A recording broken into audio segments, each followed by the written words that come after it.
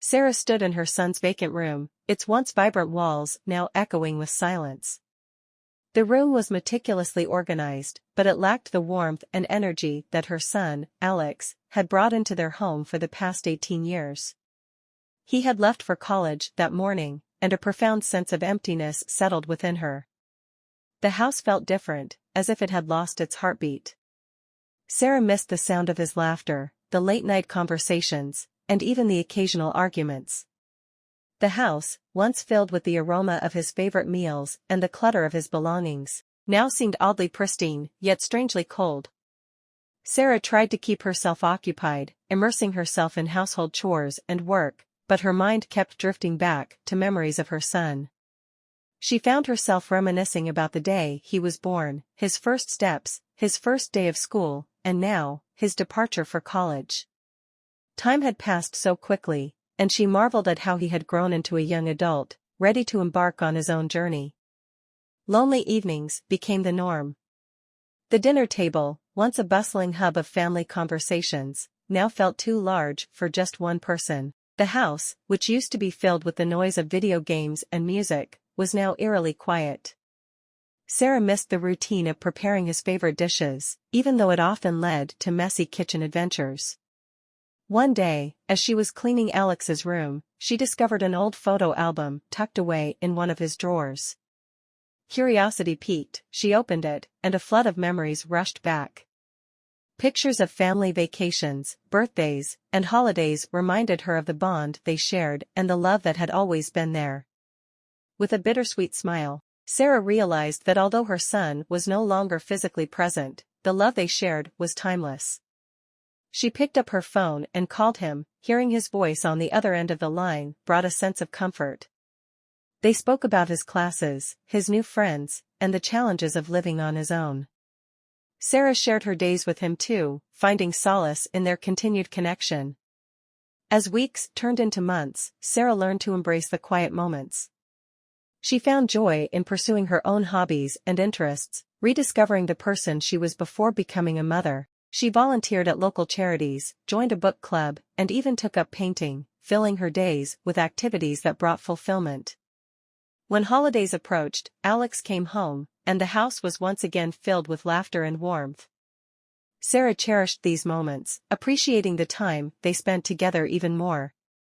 Their relationship had evolved, and she felt a deep sense of pride seeing the capable and independent young man he had become. The house was no longer just a place where they both resided, it was a sanctuary of love and understanding. Sarah had learned that while her son's physical presence was missed, the bond they shared transcended distance. She had found a newfound strength within herself and a deep appreciation for the memories they created and the ones yet to come.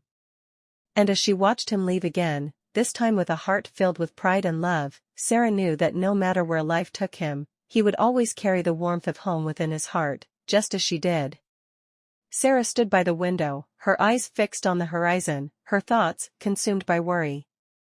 As her son, Ryan, ventured into the world of college, a new fear gripped her heart, the fear of him getting involved with the wrong crowd. The world outside their home was vast and unpredictable, and Sarah couldn't help but imagine the potential dangers lurking in the shadows. Every phone call from Ryan was a moment of relief, a reassurance that he was safe and sound. But the fear persisted, gnawing at her like a relentless storm.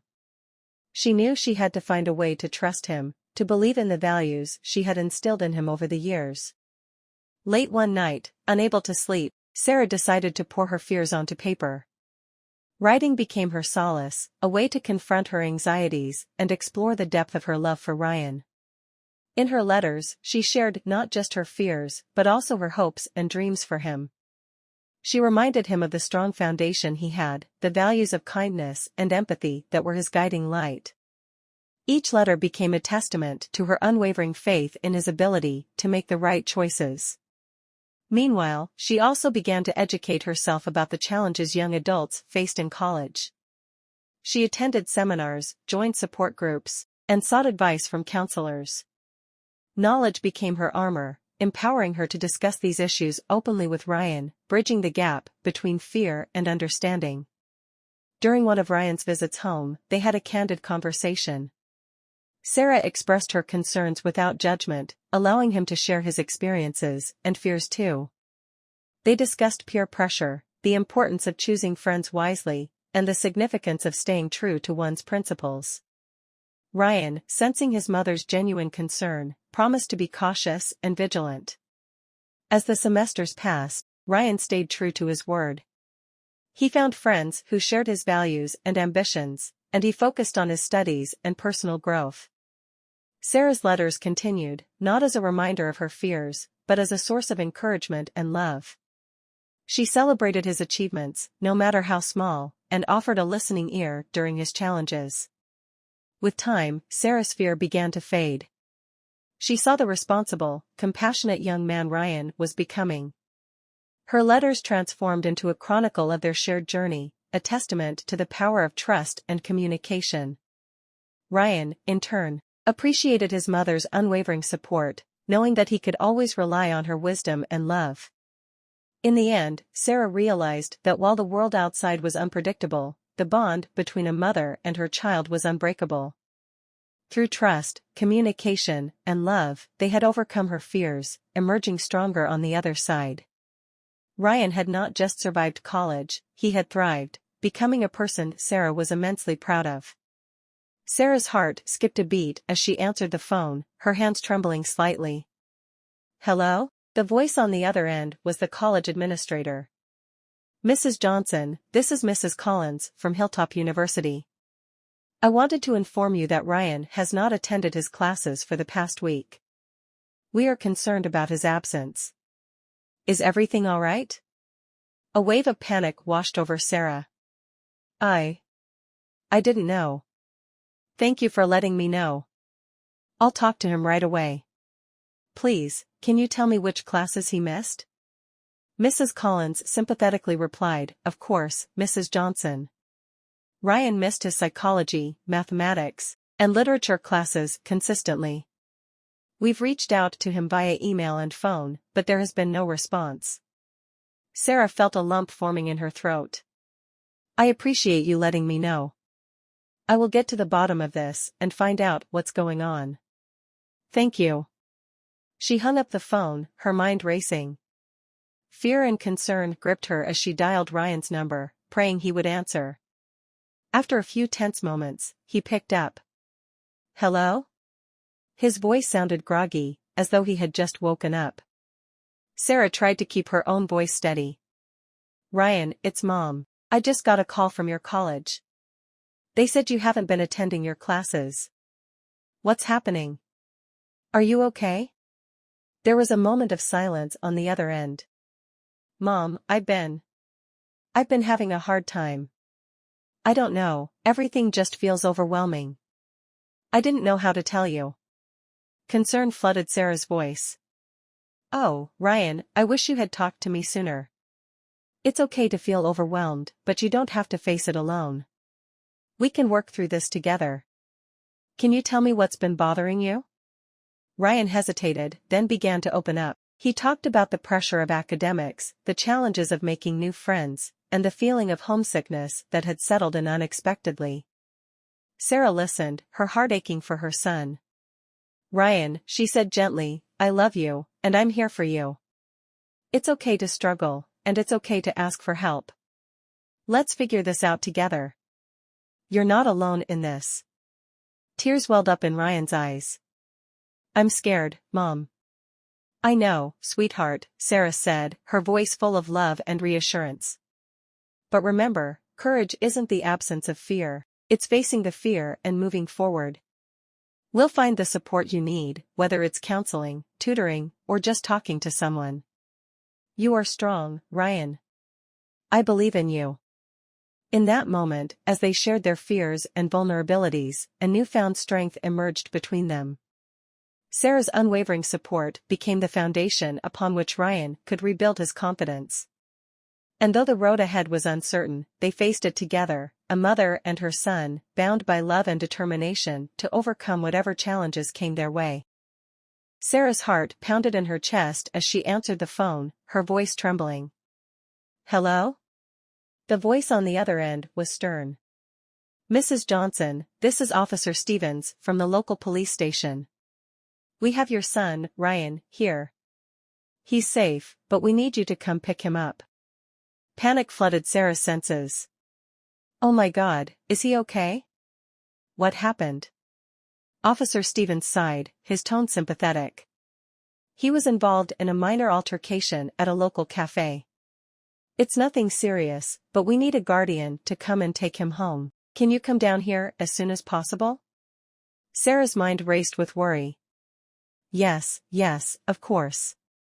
I'll be there right away. She hung up the phone, her hand shaking as she grabbed her car keys. On the way to the police station, 1,000 thoughts raced through her mind. What had happened? Was Ryan hurt? Why was he involved in a fight? When she arrived at the station, her eyes searched the room until they landed on Ryan. He looked disheveled, his face marked with a bruise, but he managed a weak smile when he saw her. Sarah rushed towards him, her concern overriding any other emotion. Ryan, are you all right? What happened? Ryan hesitated before speaking, his voice filled with guilt. Mom, I got into an argument with someone at the cafe. Things escalated, and I lost my temper. I'm so sorry. Sarah's worry turned into a mixture of relief and concern. Relief that he was relatively unharmed, but concern for his impulsive actions. She placed a gentle hand on his shoulder. I'm just glad you're okay. But, Ryan, this isn't like you. What's going on? Why are you getting into fights? Tears welled up in Ryan's eyes. I've been feeling so overwhelmed, Mom. College, the pressure, not having many friends. I didn't know how to handle it. I just snapped. Sarah pulled him into a hug, her voice soft but firm. Ryan, I understand that it's tough, but violence is never the answer. We will find a way through this, but you have to promise me that you won't resort to fighting, no matter how hard things get. We'll get you the help you need, counseling, therapy, whatever it takes. Ryan nodded, his face buried in her shoulder. I promise, Mom. I don't want to be like this. I need help. In that moment, Sarah's heart swelled with love and determination. She knew they had a challenging road ahead, but she was willing to do whatever it took to help her son find his way back. Together, they would face the struggles, the fear, and the uncertainty, bound by a love that was unbreakable, even in the face of life's toughest challenges. The ride back home from the police station was filled with a heavy silence. Sarah occasionally glanced at Ryan, her worry etched across her face, but she didn't speak. She wanted to give him the space to gather his thoughts, yet her concern weighed on her like a burden. As they entered their home, Sarah gestured toward the living room. Sit down, Ryan. We need to talk about what happened. Ryan slumped onto the couch, his eyes avoiding hers. I messed up, Mom. I shouldn't have been drinking, especially considering I'm underage. I'm so sorry. Sarah sat down beside him, her tone firm but gentle. I appreciate your honesty, Ryan, but I need to understand why you made these choices. You're better than this. You're smarter and stronger than succumbing to peer pressure and making reckless decisions. Ryan sighed, frustration and shame evident in his eyes. I guess. I was trying to fit in, Mom. I felt so alone at college, and these guys seemed like my friends. I thought drinking with them would make me part of the group. Sarah reached out, placing a comforting hand on his shoulder. Ryan, it's natural to want to belong, but compromising your values and breaking the law won't bring you true friendships. Real friends respect your boundaries and support your decisions. You don't need to drink or engage in risky behavior to be liked. Tears welled up in Ryan's eyes. I know, Mom. I didn't know how to handle everything. I felt so lost.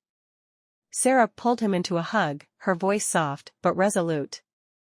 You don't have to face these challenges alone, Ryan. I'm here for you, and we will find a way through this. But you have to promise me that you'll make better choices.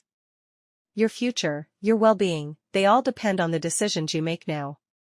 Ryan nodded, his voice choked with emotion. I promise, Mom. I'll do better. I'll stop trying to fit in with people who don't truly care about me. I'll focus on my studies and find healthier ways to cope with stress and loneliness. Sarah held him tighter, her love and support wrapping around him like a protective shield. I believe in you, Ryan. We all make mistakes, but it's how we learn from them and grow that truly matters. I'm proud of you for being honest and for wanting to change. We'll get through this, together. In that moment, amidst the challenges and the tears, a glimmer of hope shone through. Ryan had acknowledged his mistakes, and with his mother's unwavering support, he was determined to turn his life around, learning from his experiences and emerging stronger on the other side.